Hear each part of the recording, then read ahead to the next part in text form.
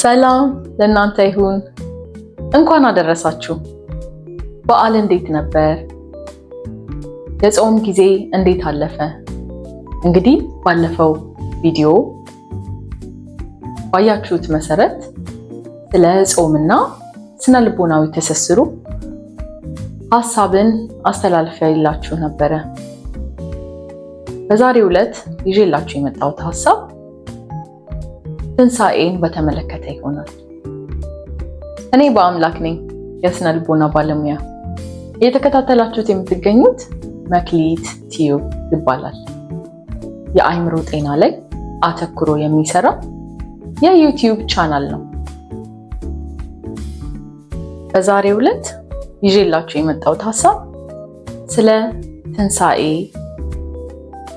እናም ስነ ልቦናዊ አስተዋጽኦ፣ ስነ ልቦናዊ ትስስሩ ምንድነው የሚለውን እምናይ ይሆናል። አብራችሁን ቆዩ። በዓለ ትንሣኤ የመታደስ የማንሰላሰልና የጥልቅ ተምሳሌትነት ዘመን ነው። በቀለማት ያሸበረቁ እንቁላሎችና አስደሳች ግብዣዎች ላይ ከሃይማኖታዊ ትርጉም ጋር የተሳሰረ ጥልቅ ስነ ልቦናዊ ጉዞ አለ። በዓለ ትንሣኤ በልቡ የኢየሱስ ክርስቶስን ስቅለትና ትንሣኤ የሚዘክር ነው። ይህ ታሪክ በሰው ልጅ ስነ ልቦና ውስጥ በጥልቅ የሚያንጸለማዊ ተሞክሮ እንዲሁም ተስፋና መታደስን ያንጸባርቅበታል። በስነ ልቦና ይህ ጉዞ በመከራ ውስጥ የራሳችንን መንገድ ያንጸባርቃል። ይህም ለግል እድገትና ለውጥ ያደርሰናል። አንድ ምንጭ እንደገለጸው የአሮጌውን ሰው ሞት ካሸነፍክ በኋላ እንደገና ትወለዳለህ። ስዊዘርላንዳዊው የስነ አእምሮ ሐኪም ካርል ዩንግ ሃይማኖታዊ ምልክቶችን የጠለቀ ስነ ልቦናዊ እውነቶች መገለጫ አድርገው ይመለከቷት ነበር። የበዓለ ትንሣኤ የሞትና ዳግም መወለድ ጭብጡ ለውስጣዊ ፈውስና እድገት ተምሳሌት ሆኖ ያገለግላል። ዩንግ እንደተናገሩት የሃይማኖት ተምሳሌቶች ትልቅ የሆነውን የተደበቀውን ወደ ግልጽ የሆነው ሕሊናችን ክፍል በማውጣት ያገለግላሉ። በዚህ ሌንስ አማካኝነት በዓለ ትንሣኤ ወደ ራሳችን ግንዛቤና ለውጥ የሚመራን ረቂቅ የሆነ ድርጊት ይሆናል።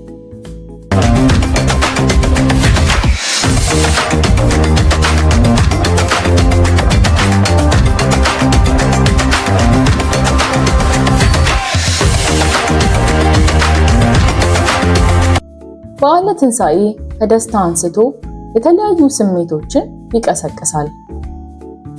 እነዚህ ስሜቶች የጥንቶቹ ደቀ መዛሙርት ከትንሣኤ በፊትም ሆነ ከዚያ በኋላ በተከናወኑት ነገሮች ላይ ያጋጠሟቸውን ተሞክሮች ያስረዳሉ። ይህን ስሜታዊና ከራሳችን ሕይወት ጋር ያለውን ጠቀሜታ በጥልቀት ለማገናኘት ያስችለናል። በዓለ ትንሣኤ በዓል የሚከበርበት ወቅት ቢሆንም ከአእምሮ ጤንነት ጋር የሚታገሉ ሰዎችም ተፈታታኝ ሁኔታዎችን ሊያጋጥማቸው ይችላል። በበዓሉ ላይ ከሚነሱት የደስታና የመታደስ ጭብጦች ጋር ሲነጻጸር የብቸኝነት፣ የሐዘን ስሜቶች ሊነሱ ይችላሉ። በዓለ ትንሣኤ ለሁሉም የተስፋና የመፈወስ ጊዜ ሆኖ እንዲቀጥል በማድረግ እነዚህን ፈተናዎች መገንዘብና ማስተካከል ወሳኝ ነው። በዓለ ትንሣኤ ከሃይማኖታዊ ይዘት ባሻገር ሁሉን አቀፍ የተስፋ የመታደስና ሕይወት በመከራ ላይ ድል የሚቀዳጀውን ጭብጡን ይዟል። እነዚህ ጭብጦች በተለያዩ ባህሎችና እምነቶች ውስጥ ከሚገኙ ግለሰቦች ጋር የሚቃረኑ በመሆናቸው ለማንሰላሰልና እድገት ለማድረግ የሚያስችል የጋራ ቦታ ይሰጣሉ። እነዚህን ጭብጦች በመቀበል በዓለ ትንሣኤ የጋራ ወንጀላችንንና የዘለቄታው የተስፋ ኃይልን የሚያስታውሰን አንድ ኃይል ይሆናል። ፋሲካ ከጨለማ ወደ ብርሃን፣ ከተስፋ መቁረጥ ወደ ተስፋ ጉዞ ይጋብዘናል።